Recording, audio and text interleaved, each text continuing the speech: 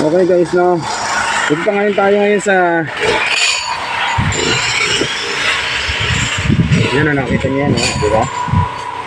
Ang pusher na yan, inayos na yan. Bago na ang makina yan, inayos na yung makina. I-start, ano na lang yan, konting planchado na lang yan at tapos na.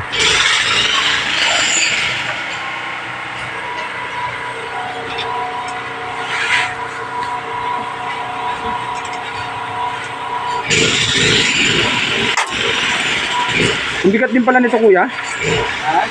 Bigat nito. Isang motor. Yan, tignan mo. Okay guys, no? Ano na natin para